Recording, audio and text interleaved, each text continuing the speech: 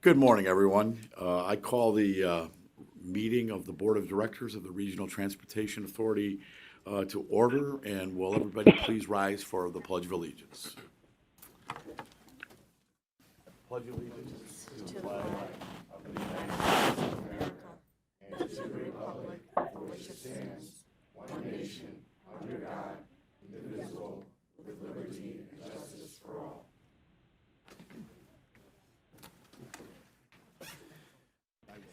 Madam Secretary, will you please call the roll? Certainly. Director Andalcio. Director Carey. Director Colson. Director Frega. Director Fuentes. Director Groven. Director Higgins. Director Holt. Director Cotel.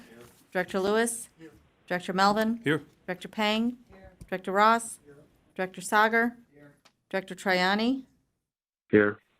And Chairman Dillard. Here. We have a full quorum of 16 present and nobody absent. Excellent. Thank you, everyone. Our first item of business is 3A, and that's the approval of the minutes from the meeting held here at CMAP on November 21st, 2019. Any comments or questions on that? If not, can I have a motion and a second? Director Andalcio moves that we approve, seconded by Director Cotel. And with that, Madam Secretary, why don't you take a roll call so we have a baseline? All righty. Director Andalcio. Director Carey. Director Colson. Director Frega. Director Fuentes. Director Groven. Director Higgins. Director Holt. Director Cotel. Director Lewis. Director Melvin. Aye. Director Pang. Director Ross. Director Sager. Director Triani. Aye. Chairman Dillard. Yes. 16 ayes. Thank you. Item 4 is the public comment segment of the meeting. I think our only signed in is Garland Armstrong. And Garland, good to see you back. Hopefully your eye surgery from a month ago went well. It's nice to see you. Thank you. Good morning, Chairman Dillard and directors. My wife and I are concerned about the Cumberland Circle where the pace buses 208, 221, and 234. Every time when we're on there, coming to the stop sign area, there are drivers who feels like don't want to stop at all at that circle. And one time, me and my wife was on the bus and we almost came close to being an accident.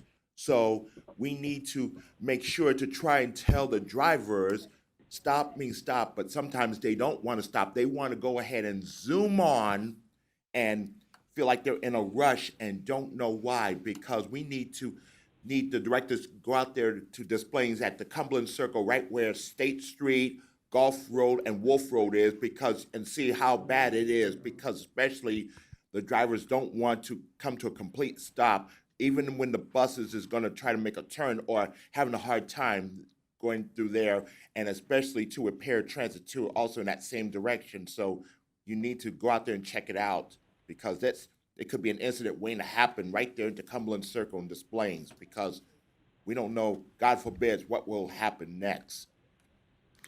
Do you go to Pace's meetings and tell them this, Garland?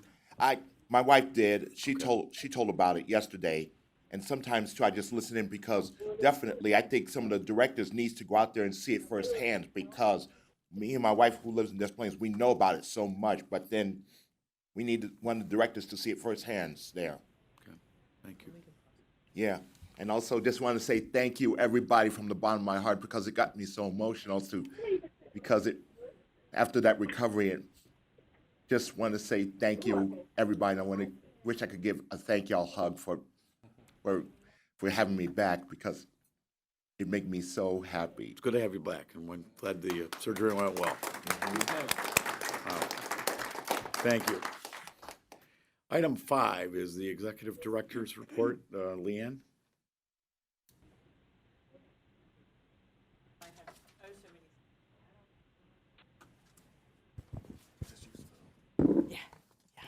So, through the end of November, the state owes the RTA $244.2 million in the combination of the ASA, AFA, and the PTF funding. The state is about 5 months behind on the ASA and about 10 months behind on the AFA, the two combinations of the funding towards the debt service.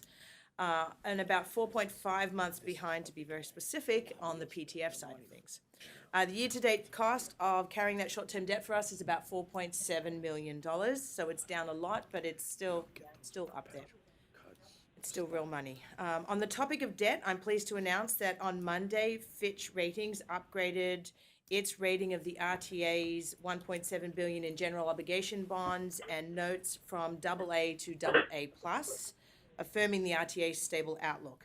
So while rating agencies consider many factors in determining the issuer's rating, Fitch did note several things in its press release, and I just kind of want to highlight a couple of those. The factors that they considered were the solid pledge of revenue growth, rating agency speak for the RTA and annual sales tax and PTF increases, spoke to those. There was exceptional financial resilience through the recent state budget crisis, which resulted in severe state payment delays. Improved cash flow from reduced state payment delays that we've reported out to you guys last month. Strong debt service coverage. Rating agencies spoke of the ratio of annual sales tax receipts to debt service payments. And then finally, they also noted the passage of Rebuild Illinois and its impact on the RTA's 5-year capital program. So I think that was, they're paying attention. They've noticed the good work that RTA, under your leadership, have been doing. And I want to specifically thank B and the Treasury team, Bill, Martin, and Alex, for the work that you guys do on a daily basis on some of this to work and keep us in that very stable place. AA plus is the second highest Fitch rating. The next highest we can aspire to is AAA's. But all in all, that's some great news. We've posted their website on their full press release on our website. So just a couple of legislative updates. The Illinois House and Senate remain out of session until late January. It's expected that the Senate will return for a special session in January to vote for a new Senate president after Senator Cullerton, current president, announced his retirement. On the federal side, Congress returned to Washington following a Thanksgiving recess on December 3rd. Before the break, the lawmakers have been focused on some other things. FY 2020 spending bills, including the passing of a second continuing resolution to keep the government funded through December 20. A deal was actually reached, I'm not sure if it was earlier this week or late last week, to actually, for more detailed, for funding that will actually keep the government running through September 2020. As always, we are still sharing with you a more detailed legislative update, but we are now doing that electronically, so look in your email boxes for those to give you a much more thorough discussion of the work that's happening on the legislative side. One more quick update. Staff is wrapping up the 2020 Community Planning Program Call for Project process. That's the effort that we do in conjunction with CMAP and wide net across the entire region for projects. The proposed program of projects, bit of a tongue twister, includes 9 new diverse projects that will be released for public comment starting January 10th and ending February 8th. Information on the proposed projects and instructions on how people can submit public comments will be available on the website beginning January 10th and available during that whole period. Staff plan to present that final program of projects at our February board meeting. That concludes my short and brief report for this month. I want to wish everybody happy holidays, safe and relaxing time, hopefully. And with that, I will turn it back to the chairman or answer any questions that you might have. Director Lewis. Any questions? Director Lewis.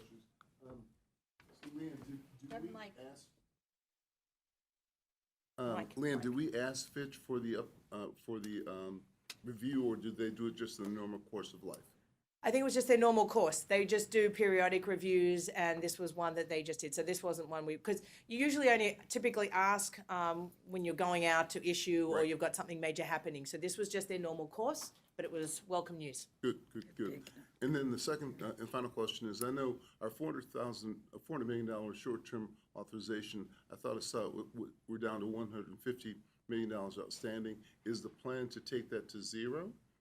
Given the fact that the states funded a lot of the projects, or what is the prognosis? So obviously we try to borrow as little as possible, and through managing our reserves, we were able to kind of like move money around.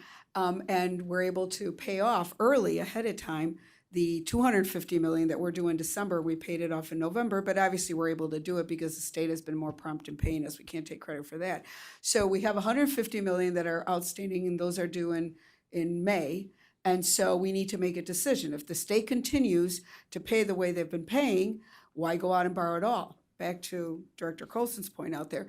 On the other hand, we can't leave ourselves so tight that, 2-3 months delay, all of a sudden the service boards, which they need to, that's the purpose of the short-term borrowing, to not have any state delays impact them, and they need it. They've got service on the street. They've got to have that steady flow of cash. So we might think about doing something like a line of credit, which would be a little bit lower cost. I mean, we keep trying to figure out what other, borrowing tools could we have in our tool belt so that we have easy access, but we're not paying, like we have an unused rate for some of our money so that we pay a little less, but we can still tap into it easily.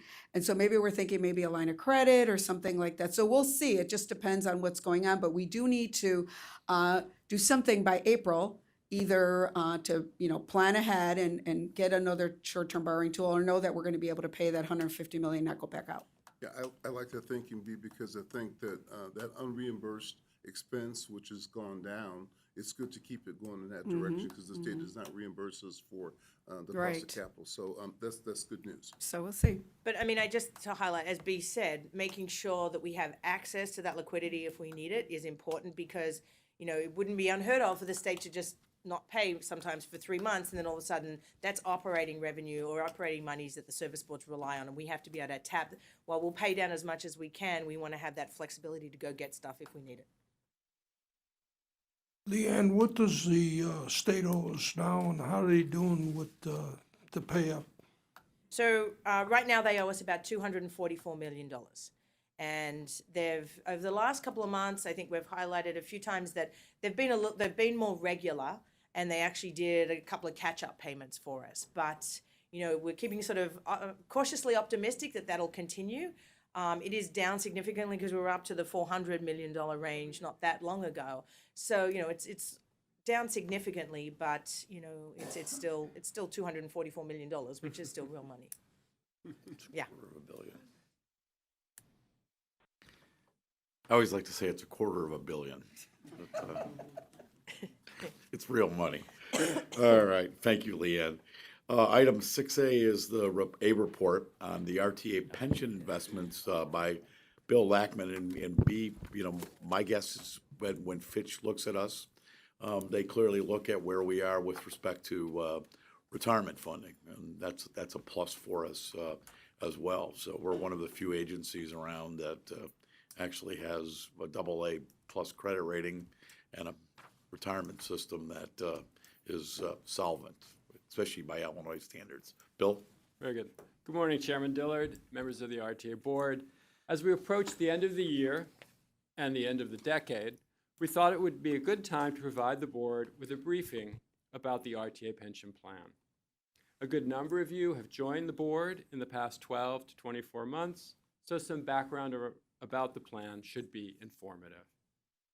Before I begin, I'd like to mention that with us today is Allie Wallace, a principal consultant with Makita Investment Group, the plan's investment consultant. Allie is not only a co-lead investment consultant for the RTA plan, but she is also the chair of Makita's Emerging and Diverse Manager Committee. First, some general information about the plan. The RTA pension plan covers all RTA employees as well as non-represented employees of Metra and PACE. The plan is governed by the RTA pension trustees and the RTA pension committee. The pension trustees invest the plan assets and monitor the investment portfolio performance with the assistance of the investment consultant. The Board of Trustees consists of 3 transit agency trustees, 1 each from the RTA, Metra, and PACE, and 4 outside trustees appointed by the RTA Board. I chair the Board of Trustees. The Pension Committee, chaired by RTA General Counsel Nadine Lacombe, consists of 2 staff representatives each from the RTA, Metra, and PACE. The committee administers and oversees the plan structure, claims review, and service providers, except for the investment committee, the investment consultant. The remaining service providers include the custodian, Northern Trust, the plan counsel, McGuire Woods, plan actuaries, GRS, and the third-party administrator, Reed Ramsey. All of these service providers were selected through a competitive process. Next, some recent pension trustee activities. The trustees are wrapping up a search for a replacement small-cap core equity manager. At our meeting in November, the trustees interviewed finalists and selected a new investment manager for this asset class. Earlier this year, the pension committee hired a minority DBE asset management firm to transition this investment from the prior investment manager to the new one. Also at the November meeting, the trustees adopted an environmental, social, and governance, or ESG policy. Under this policy, the trustees will consider material, relevant, and decision-useful sustainability factors within the bounds of financial and fiduciary prudence in the evaluating of investment decisions. Now, let's do the numbers. Net of fees, third quarter and year-to-date returns through September 30th on the assets of the RTA pension plan were 0.1% and 11.7% respectively. As of January 1st, the funded ratio of the plan is 89.3%, with an unfunded liability of $38.6 million. That is, the assets of the plan are projected to cover nearly 90% of the benefits earned by plan participants. Last year, plan administrative and investment expenses of $1.1 million accounted for less than 0.5% of the plan's year-end net position of $270 million. The market value of the plan's assets totaled $296.3 million as of September 30th. Of this amount, $25.6 million, or 8.7%, is managed by a minority-owned DBE investment manager. If you're interested in even more stats about the plan, you can find the actuarial valuations and the audited financial statements on the RTA website. Finally, I'd like to talk briefly about the selection of investment managers for the RTA pension plan. The plan's investment consultant, Makita Investment Group, assists the trustees in selecting investment managers and monitors their performance over time against peers and benchmarks. Makita's Emerging and Diverse Investment Committee is responsible for helping their research team source and track new MWDBE investment managers through a proactive outreach to the emerging and diverse manager community. Makita conducts semi-annual emerging and diverse manager research days. At the last research day, approximately 35 managers pitched their strategies to the Makita research analyst responsible for overseeing their investment class. Makita also actively engages with key finance industry organizations that encourage diversity. Over the past 5 years, Makita has expanded its investment manager database to include 3 times as many emerging and diverse firms. In both 2017 and 2018, approximately 40% of the searches Makita conducted on behalf of clients included MWDBE firms as finalists. As a result, in both years, Makita's clients made $1 billion in new investments to MWDBE firms. As I mentioned, with us today is Ali Wallace from Makita, who can address questions about searching for new or replacement investment managers and ensuring the inclusion of diverse managers in the selection process. So Ali and I would be happy to answer any questions. Thank you. Any questions? Yes, Director Lewis. Bill, you probably said it, but of the total funds, what percentage are managed by either MBE or DBE firms? So the total pie. Of the total, 8.7% is managed by a DBE firm. Is that up or down from prior years? It's been pretty consistent for the last few years. Okay. And so is the goal to try and maybe make it a little larger? Because if we've been doing this, usually the percentages oftentimes go up. Is that the plan? So with the new ESG policy, that is the goal. What would the goal be over the next couple of years? So there isn't a specific goal. We are constantly monitoring our investments to see which investment managers might need to be replaced. And when they are replaced, the goal is to make sure that there are DBE firms included in the interview process. But there are more that have been identified based on what you said. There have been more DBE firms that have been identified. So I guess theoretically, there would be a better probability that a firm might be selected in that process. Is that a correct statement? Right, and it depends on the asset class and whether there are DBE firms in that asset class that Makita recommends to us. Okay. So it wouldn't be inconceivable that next year, rather than 8.7%, we might see something like 10 or 15%. It all depends on whether that we introduce a new asset class or replace an existing manager and how the interview process goes. Okay. All right. Well, we'll continue to monitor. Thank you. Sure, thank you. Yes, Director Andalcio, good morning. Well, first of all, I'd like to commend the efforts for reaching out to MWBE firms and making it very inclusive. And just to dovetail on Director Lewis's comments, definitely with the process or the continued process, we'd certainly like to see an increase in participation higher than the 8.7%, especially representing and recognizing the community in which these investments serve. Thank you.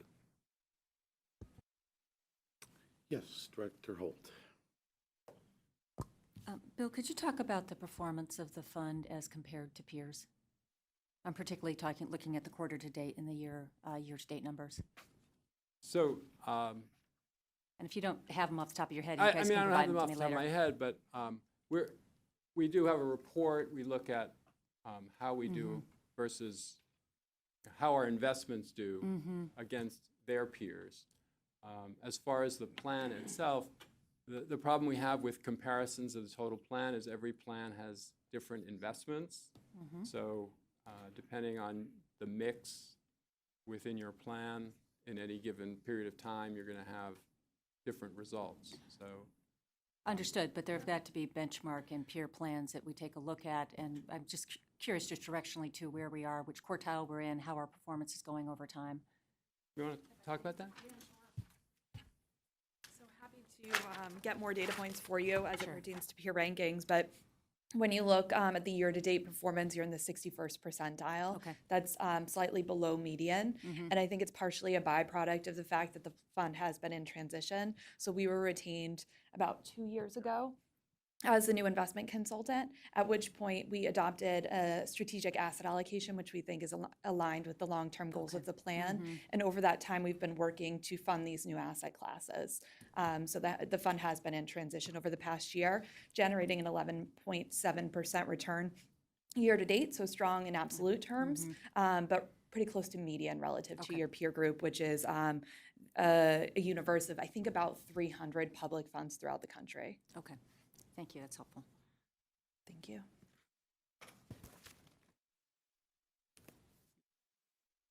Okay. Dr. Sager, good morning.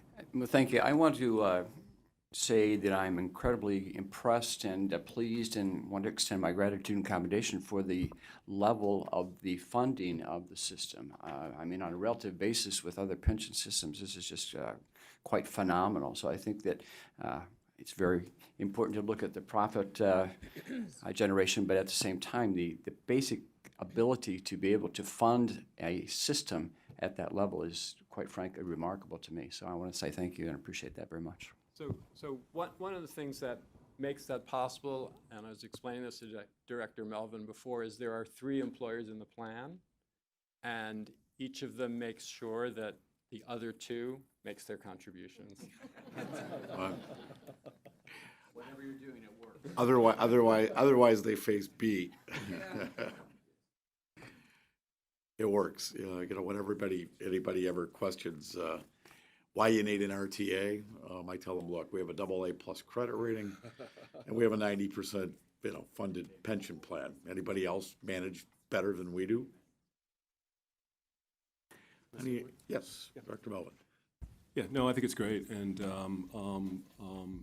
fact that you guys have been really disciplined, and you've got a great story on the pension fund funding, and at our last meeting, we heard from CTA and how they have to take money out of the operating money to put money in their pension fund because they're only at 52%. So it has real meaning that you guys have done such a great job and been so disciplined and so consistent.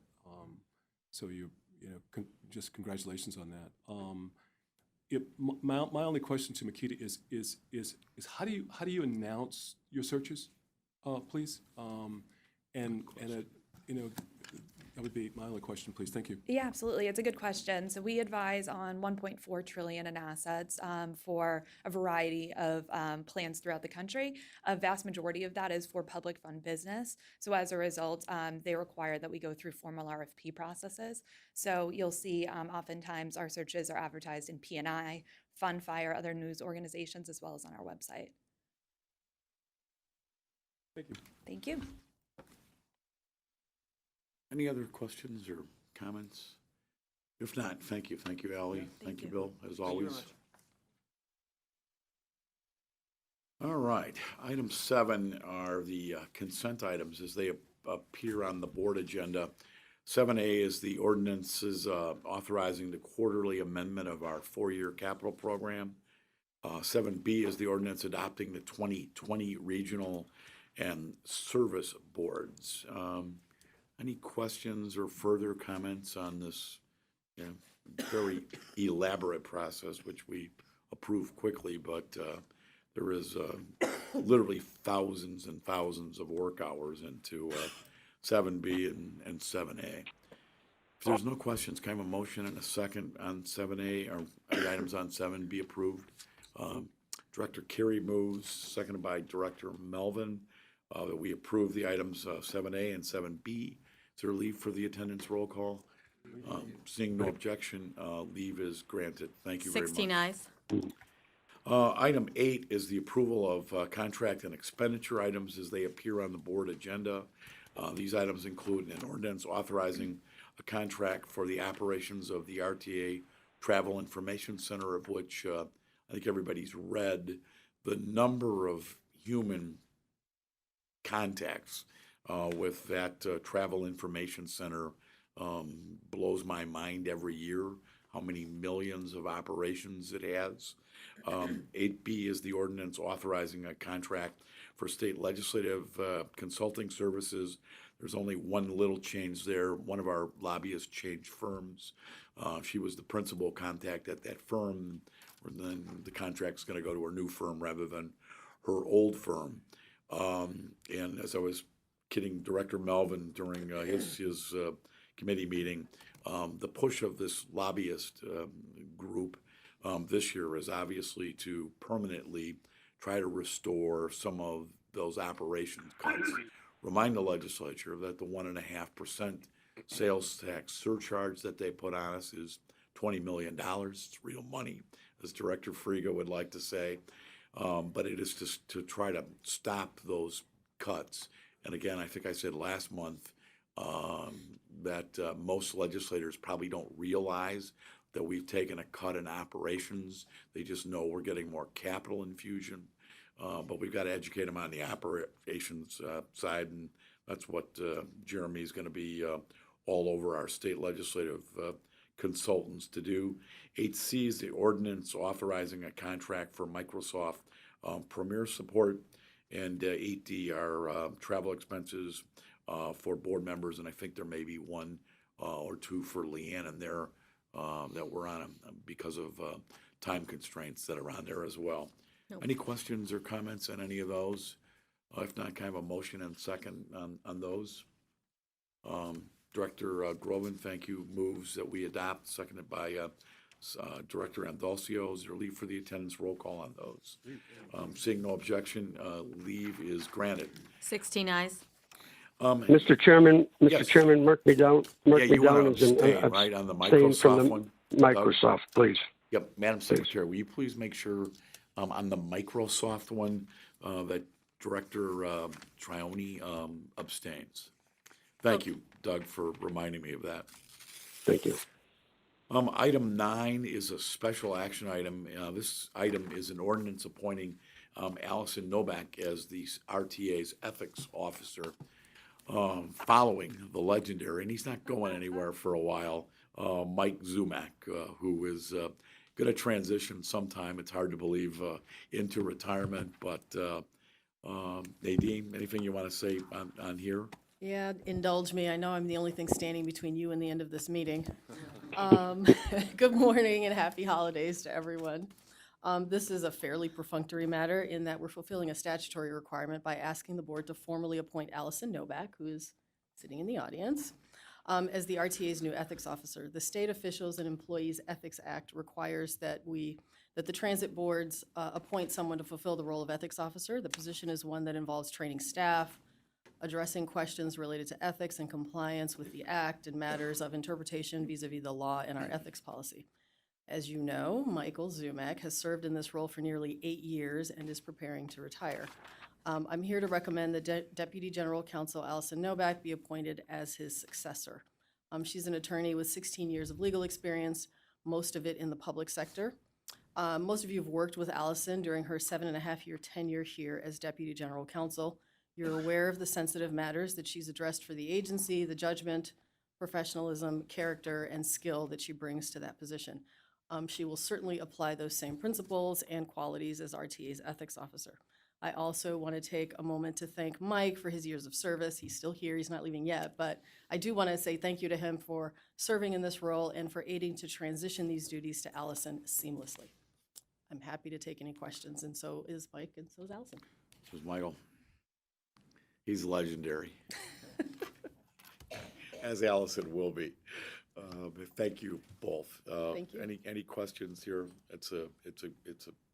Allison's the right choice. And Michael, thank you. You'll have your day before the board when that day comes. Can I have a motion and a second to approve this? Sarah Pang moves that, Director Pang moves. We approve, seconded by Director Lewis. Is there leave for the attendance roll call on that? Seeing no objection, leave is granted. 16 ayes. Thank you. Item 10 is new business. Any issue to be raised under new business?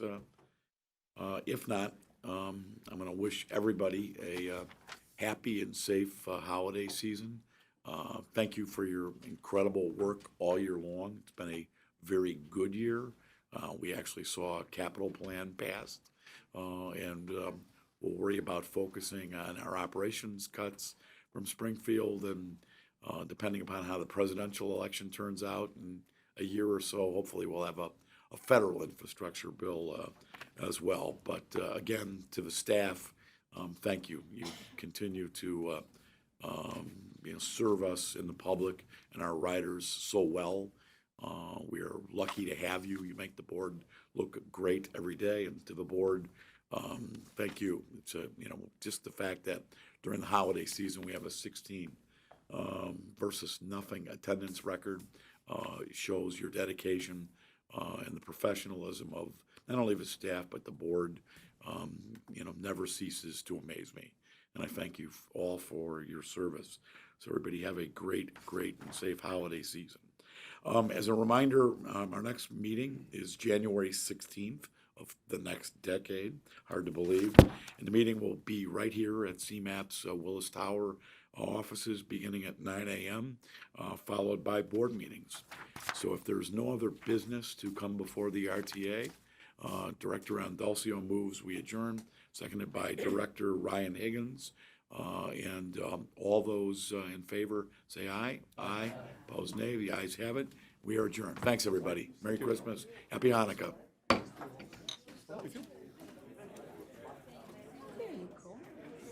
Thanks for using WebEx.